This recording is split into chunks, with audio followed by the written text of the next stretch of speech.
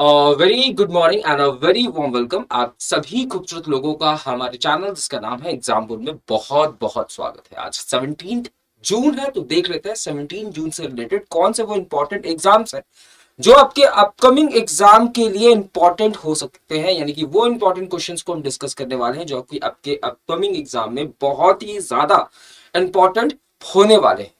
आज का पहला क्वेश्चन आपके सामने ये रहा। पहला क्वेश्चन आपसे क्या कह रहा है, ध्यान से पढ़ेंगे। निम्नलिखित में से कौन सा राज्य शहरी और रियल स्टेट श्रेणी में ग्रीन एप्पल अवार्ड पाने वाला पहला राज्य बन गया है? आपको बताना है कि which of the following state becomes the first to get green apple awards in the urban and real estate category. यानी कि भारत के अंदर, इंडिया के अंदर वो कौन सा स्टेट है जो कि पहली बार किसी राज्य को ग्रीन एप्पल अवार्ड से सम्मानित किया गया है। आपको राज्य का नाम बताना है। इसमें कैटेगरी के बारे में बताई गई है कि कैटेगरी कौन सी हो जाएगी, तो urban and real estate category. तो आपका ऑप्शन होने वाला है, जो सही ऑप्शन होगा वो होगा तेलंगाना। जी हाँ, तेलंगाना वो स्टेट बन गया है भारत के अंदर जो सबसे पहली बार ग्रीन एप्पल अवार्ड से नवाजा जाएगा। ग्रीन एप्पल अवार्ड्स की अगर हम बात करते हैं तो ग्रीन एप्पल अवार्ड्स को एक ऑर्गेनाइजेशन के द्वारा दिया जाता है, जिस ऑर्गेनाइजेशन का नाम हो जाएगा ग्रीन ऑर्गेनाइजेशन। इस ग्रीन ऑर्गेनाइजेशन को स्टैब्लिश किया गया था 1994 के अंदर, और सबसे पहली बार इस ऑर्गेनाइजेशन के द्वारा जो ग्रीन एप्पल अवार्ड्स दिए गए थे वो दिए गए थे साल 2016 में। मैंने कहा कि अवार्ड दिया जाता है ग्रीन ऑर्गेनाइजेशन के द्वारा which was founded in the year 1994, और जो पहला ग्रीन एप्पल अवार्ड दिया गया था वो 2016 में दिया गया था। अब पता करते हैं कि मोटिव क्या होता है, क्यों दिया जाता है ग्रीन एप्पल अवार्ड्स, और वो कौन सी क्राइटेरिया होती है जिसमें ये ग्रीन एप्पल अवार्ड्स को दिया जाता है। तो मोटिव होता है to recognise and honour environmentally responsible construction and design practices. यानी कि पर्यावरण रूप से जिम्मेदार निर्माण और डिजाइन प्रथाओं को पहचानना और सम्मान देना। मैंने कहा वो चीज, वो बॉडी, वो कंस्ट्रक्टिव चीज, वो बिल्डिंग्स जो कि इस तरीके से बनाई गई है जो कि एनवायरनमेंट को बिल्कुल भी पॉल्यूट नहीं कर रही है। यानी कि वो कंस्ट्रक्शंस की चीजें, वो बिल्डिंग्स जो कि एनवायरनमेंट फ्रेंडली है, जो कि ग्रीन एनवायरनमेंट को, ग्रीनरी को प्रमोट कर रही है, उनको इस अवार्ड को दिया जाता है। किसके द्वारा? ग्रीन ऑर्गेनाइजेशन के द्वारा। अगर मैं बात करूं कि तेलंगाना को कौन कौन से वो कैटेगरी है जिसमें ग्रीन अवार्ड से नवाजा गया है, तो तेलंगाना के अंदर पांच अलग अलग कैटेगरीज में, तेलंगाना को पांच अलग अलग कैटेगरीज के अंदर ग्रीन एप्पल अवार्ड से नवाजा गया है। जिसमें पहला कैटेगरी होगा हेरिटेज कैटेगरी, यानी कि विरासत श्रेणी। विरासत श्रेणी में तेलंगाना के अंदर आपको मुजाम देखने को मिलेगा, जो कि आपको जाही मार्केट के अंदर देखने को मिलने वाला है। उसके बाद एक ब्रिज है जिसे हम दुर्गम चेरुवु केबल ब्रिज के नाम से जानते हैं। उसके बाद BR Ambedkar Telangana state secretariat building है। चौथा है integrated command control centre of Telangana police, और पांचवा है यादाद्री टेम्पल। यानी कि कर्नाटक को पांच अलग अलग कैटेगरीज में इस अवार्ड से नवाजा गया है। यानी कि हेरिटेज कैटेगरी में मुजाम को मिला है, ब्रिज की कैटेगरी में दुर्गम चिरुवु केबल ब्रिज को मिला है, aesthetically design office and work space category के लिए BR Ambedkar Telangana state secretariat building को मिला है, distinctive type of office category में integrated command control centre of Telangana police को मिला है, और एक्सीलेंट रिलीजियस स्ट्रक्चर कैटेगरी में जो वहां पे यादाद्री टेम्पल देखने को मिलती है तेलंगाना के अंदर, उसको इस अवार्ड से नवाजा गया है। तो कुल मिलाकर क्वेश्चन आपसे ये पूछ रहा था कि हाल ही में इंडिया के अंदर वो पहला स्टेट कौन सा बना है जिसको ग्रीन एप्पल अवार्ड से नवाजा गया है, तो आपका ऑप्शन होना चाहिए तेलंगाना। ग्रीन एप्पल अवार्ड्स दिया जाता है ग्रीन ऑर्गेनाइजेशन के द्वारा, जिसे 1994 में स्टैब्लिश किया जाता है। इसके द्वारा जो पहला ग्रीन एप्पल अवार्ड दिया जाता है वो 2016 में दिया जाता है। अब ये ग्रीन एप्पल अवार्ड्स देते क्यों है? तो वो स्टेट या कंट्री का, किसी भी कंट्री का वो स्ट्रक्चर जो कि इन्वायरमेंट फ्रेंडली है, जो इन्वायरमेंट को बढ़ावा दे रहा है, जो कि बिल्कुल भी इन्वायरमेंट को पॉल्यूट नहीं कर रहा है, उनको इस अवार्ड से ऑनर किया जाता है। और हाल ही में तेलंगाना के अंदर पांच आपको ऐसे कैटेगरीज देखने को मिलेगी जिसमें इस अवार्ड से नवाजा गया है। अगले क्वेश्चन की तरफ बढ़ते हैं। आज का आपका अगला क्वेश्चन क्या कह रहा है? अगला क्वेश्चन कह रहा है कि which country will witness the highest millennial migration in 2023 according to the latest report of Henley private wealth migration report 2023।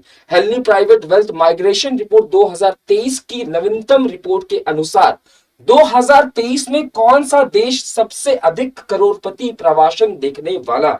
यानी कि इस रिपोर्ट में आपको क्या पूछ रहा है, इस रिपोर्ट में आपसे पूछ रहा है कि इनमें से वो कौन सा देश है जहां से सबसे ज्यादा मिलीनियर्स जो है वो माइग्रेट करेंगे, यानी कि एक प्लेस से दूसरी प्लेस जाएंगे। मिलीनियर्स वो लोग होते हैं जो कि बहुत ज्यादा अमीर होते हैं, जिनकी नेटवर्थ बहुत ज्यादा होती है। यानी कि वो कौन सा देश है जहां से सबसे ज्यादा मिलीनियर्स एक प्लेस से दूसरी प्लेस में माइग्रेट होने वाले हैं। ये इस रिपोर्ट में जारी किया गया है। किसके द्वारा ये रिपोर्ट जारी किया गया? तो हेनली के द्वारा। तो आपका ऑप्शन होना चाहिए चाइना वो कंट्री है जहां से सबसे ज्यादा मिलीनियर्स, सबसे ज्यादा नेटवर्थ वाले जो मिलीनियर्स हैं वो एक स्टेट से दूसरे, एक कंट्री से दूसरी कंट्री में माइग्रेट हो रहे हैं। आइए जानते हैं इस रिपोर्ट में क्या क्या गया। इस रिपोर्ट में कहा गया है कि साल 2022 की अगर हम बात करते हैं चाइना की, तो साल 2022 में 10,800 मिलीनियर्स ऐसे थे, 10,800 मिलीनियर्स ऐसे थे जो कि माइग्रेट किए थे किसी और देश में। और अगर मैं साल 2023 की बात करूं, देखो ये आंकड़े हैं साल 2022 के और ये आंकड़े हैं साल 2023 के। तो साल 2023 में चाइना से कितने अमीर लोग, कितने कितने हाई नेटवर्थ इंडिविजुअल्स माइग्रेट करने वाले हैं? तो 13,500। और पिछले साल कितने किए थे? तो 10,800। अब देख रहे हो इसमें लगातार जो है वो वृद्धि हो रही। दूसरे नंबर पे है इंडिया। इंडिया से कितने लोग माइग्रेट किए थे पिछले साल? तो इंडिया से पिछले साल 6,500 हाई नेटवर्थ वाले इंडिविजुअल्स माइग्रेट किए थे एक देश से दूसरे देश, यानी कि इंडिया से वो बाहर की तरफ गए थे। और इस साल की अगर मैं बात करूं तो इस साल 7,500 है, यानी कि इस साल और पिछले साल में 1,000 लोगों का डिफरेंस होने वाला है। यानी कि पिछले साल के मुकाबले 1,000 ज्यादा लोग जो है वो इंडिया से बाहर देश में माइग्रेट करने वाले हैं। यूके की अगर मैं बात करूं बच्चा, यूके की अगर मैं बात करूं तो यूके जो है ये तीसरे पोजीशन पे होने वाला है। तो ये तो हो गए वो कंट्रीज जो कि जहां से सबसे ज्यादा जो मिलीनियर्स है वो माइग्रेट करने वाले हैं। बट ये मिलीनियर्स जाएंगे कहां? सबसे इंपॉर्टेंट बात है ये मिलीनियर्स जाएंगे कहां। तो इस रिपोर्ट में दो बातें बताई गई हैं। एक बताया गया है कि कौन से देश से सबसे ज्यादा माइग्रेशन हो रहा है हाई नेटवर्थ इंडिविजुअल्स का, और साथ ही साथ इस रिपोर्ट में यह भी बताया गया है कि सबसे ज्यादा मिलीनियर्स कौन से देश में आने वाले हैं, सबसे ज्यादा कौन से देश में मिलीनियर्स जो है वो आने वाले हैं। तो याद रखिएगा साल 2022 में, साल 2022 में ऑस्ट्रेलिया के अंदर 3,800 मिलियनर्स आए थे। 3,800 मिलियनर्स जो है वो ऑस्ट्रेलिया के अंदर आए थे। और इस साल ये आंकड़ा जो है बढ़ के कितना हो गया है? तो ये 5,200 हो गया। कितना हो गया है? 5,200 हो गया है। अगर मैं यूएई की बात करूं तो पिछले साल 2022 में 5,200 यानी कि 5,200 जो मिलियनर्स है वो यूएई के अंदर आए थे। और इस साल ये आंकड़ा थोड़ा सा कम हो गया है और इस साल 4,500 लोग आने वाले हैं। तो आपको दो चीजें यहां से पता चली। आपको पता चला कि वो कौन सा देश है जहां से सबसे ज्यादा माइग्रेशन होने वाला है। किसका? तो हाई नेटवर्थ इंडिविजुअल्स का। तो वो हो जाएगा चाइना। चाइना पहले नंबर पे, इंडिया दूसरे नंबर पे और तीसरे नंबर पे यूके। और सबसे ज्यादा जो मिलियनर्स है वो कौन से देश में जाने वाले हैं? तो नंबर 1 पे हो जाएगा ऑस्ट्रेलिया, नंबर 2 पे यूएई और नंबर 3 पे सिंगापुर। आई होप ये क्वेश्चन आपको बिल्कुल अच्छी तरीके से कंफर्म हो गया होगा, बिल्कुल अच्छी तरीके से समझ में आ गया होगा। अगले क्वेश्चन की तरफ बढ़ते हैं। अगला क्वेश्चन आपके सामने ये रहा, which Indian company top the latest Forbes global 2000 list for the year 2023। आपको ये बताना है कि इनमें से वो कौन कंपनी है। देखिए हाल ही में फोर्ब्स ने एक लिस्ट को जारी किया है जिसमें उसने 2,000 कंपनीज को रखा है। इस 2,000 कंपनीज में आपको बताना है कि भारत की तरफ से वो कौन सी कंपनी है जिसने भारत के अंदर टॉप किया। यहां क्वेश्चन आपसे यही नहीं पूछा है कि दुनिया के अंदर किसने टॉप किया, आपसे क्वेश्चन पूछा है कि फोर्ब्स 2000 के लिस्ट के अनुसार भारत की कौन सी कंपनी है जिसने भारत के अंदर टॉप किया है। तो आइए क्वेश्चंस को गहराई तक समझते हैं। भारत की वो कौन सी कंपनी है जिसने भारत को के अंदर टॉप किया है according to the latest report of Forbes global 2000। तो आपका ऑप्शन सही जो हो जाएगा वो हो जाएगा रिलायंस। रिलायंस ने भारत के अंदर टॉप किया है। आइए जानते हैं, इस रिपोर्ट को रिलीज किया जाता है फोर्ब्स के द्वारा, जो कि एक अमेरिकन बिजनेस मैगजीन है। ये कौन से नंबर का एडिशन रिलीज किया जा रहा है फोर्ब्स के द्वारा, तो याद रखिएगा ये 20वां नंबर का एडिशन होने वाला है। इसके अंदर मैट्रिक्स कौन से होते हैं, इसके अंदर मैट्रिक्स कौन से होते हैं, कौन से वो मापदंड होते हैं, कौन सी वो क्राइटेरिया होती है जिस बेसिस पे फोर्ब्स अपनी इस रिपोर्ट को रिलीज करता है, तो याद रखिएगा मापदंड होती हैं जैसे उस कंपनी का सेल्स वैल्यू कितना है, उस कंपनी की जो है वो कितना प्रॉफिट कमा रही है, वो कंपनी की एसेट कितनी है यानी कि संपत्ति कितनी है, और उस कंपनी का मार्केट वैल्यू क्या है। यानी कि चार चीजों के अनुसार इस रिपोर्ट को जारी किया जाता है, चार चीजों के बेसिस से। जैसे एक हो जाएगा संपत्ति, संपत्ति कितनी है, उसकी सेल्स कितनी है, उसकी लाभ कितनी है, और मार्केट वैल्यू उसका कितना होने वाला है। अगर मैं फोर्ब्स 2000 की ओवरऑल कैटेगरी की बात करूं, तो ओवरऑल कैटेगरी में नंबर 1 पे कौन सी कंपनी है, तो नंबर 1 पे है जेपी मॉर्गन। जेपी मॉर्गन एक कंपनी है प्यारे बच्चों, ये बेसिकली एक इन्वेस्टमेंट बैंक है जो कि यूएस बेस्ड है, और इसे टॉप पोजीशन मिला है, यानी कि इसकी सेल्स भी बहुत ज्यादा है, इसकी प्रॉफिट भी ज्यादा है, इसकी एसेट्स भी बहुत ज्यादा है, और इसका मार्केट कैपिटलाइजेशन भी बहुत ज्यादा है। बट अगर मैं बात करूं इंडिया की वो कौन सी कंपनी है जो टॉप 100 में है, टॉप 200 में है, तो याद रखिएगा इंडिया की जो कंपनी है जिसका नाम है रिलायंस इंडस्ट्रीज। रिलायंस इंडस्ट्रीज जो है वो ओवरऑल रैंक में 45 में है।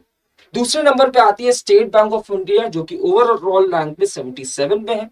तीसरे पर आती है एचडीएफसी बैंक जो कि ओवरऑल रैंक में 128 नंबर पे।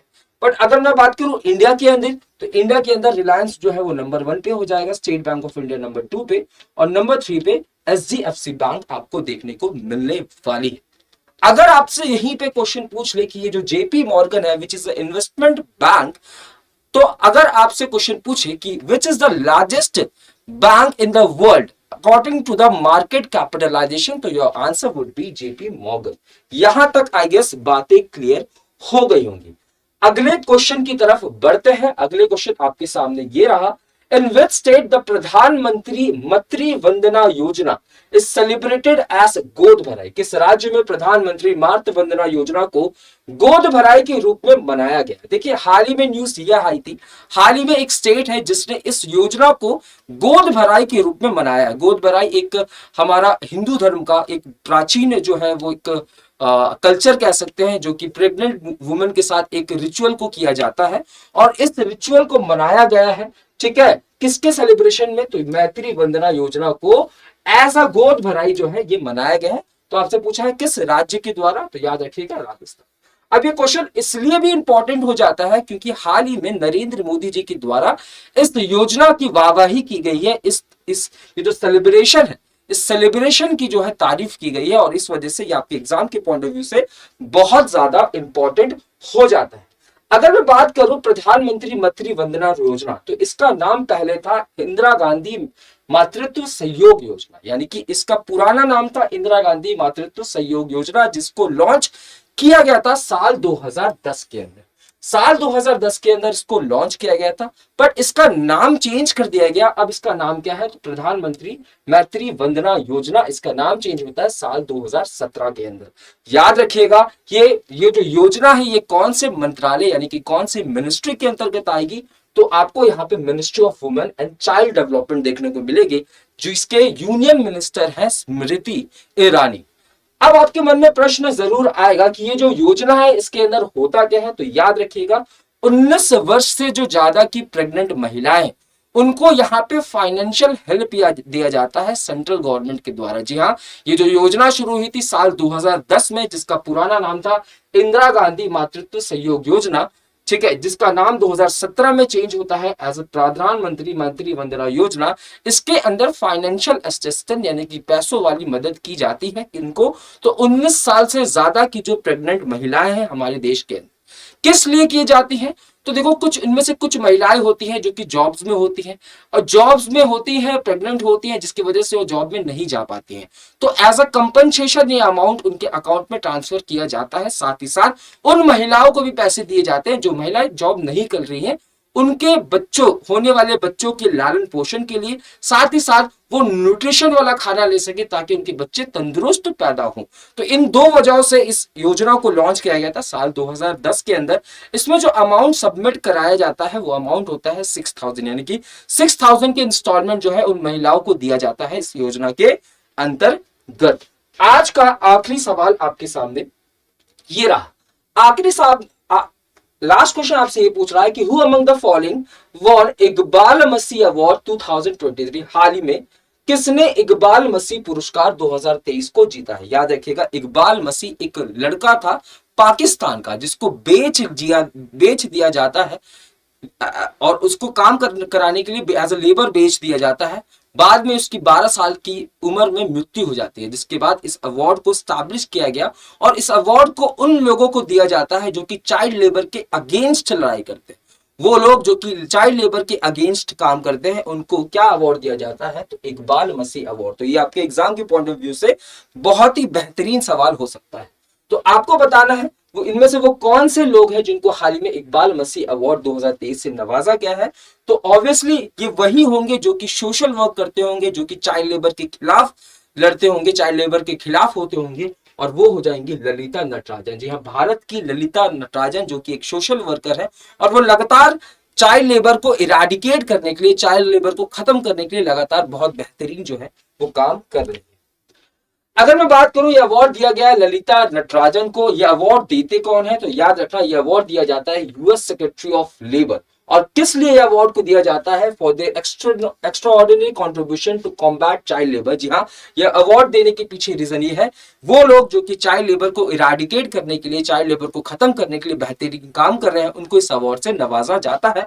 और इस साल इस अवार्ड को दिया गया ललिता नटराजन को। याद रखने वाली बात यह भी है कि ये पहली बार किसी इंडियन को इस अवार्ड से नवाजा गया है। सबसे पहली बार इस अवार्ड को नवाजा गया था साल 2008 के अंदर। अगर मैं इंटरनेशनल लेबर डे की बात करूं, अगर लेबर डे की बात करूं, तो इंटरनेशनल लेबर डे हर साल हम 1 मई को सेलिब्रेट करते हैं और इस बार का थीम होगा safety and health at work. यानी कि जहां आप काम करना चाहते हो वहां पे सेफ्टी और हेल्थ को प्रमोशन मिलना चाहिए, हेल्थ को प्रमोट किया जाना चाहिए।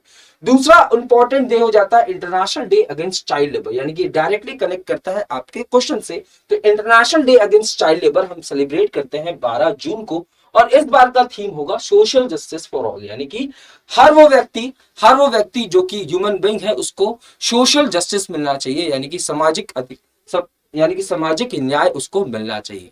तो ये कुछ क्वेश्चंस थे जो कि आपके एग्जाम के पॉइंट ऑफ व्यू से इंपॉर्टेंट थे और आज के करंट अफेयर्स के मुख्य प्रश्न से। ऐसे ही वीडियोस के साथ लगातार बने रही हमारे साथ, ऐसे ही वीडियोस लगातार आपके साथ मैं लेके आता रहूंगा। जो भी इंपॉर्टेंट क्वेश्चंस होंगे आपके अपकमिंग पीसीएस या आईएएस के एग्जाम के पॉइंट ऑफ व्यू से, याद रखिएगा ये जो हम सेशन देखते हैं इसमें हम डिटेल्ड डिस्कशन करते हैं जो कि आपके प्री और मेंस के पॉइंट ऑफ व्यू से इंपॉर्टेंट होने वाले हैं। तो ऐसे वीडियो के लिए बने रहें हमेशा हमारे साथ एग्जामपुर के साथ। जय हिंद, जय भारत।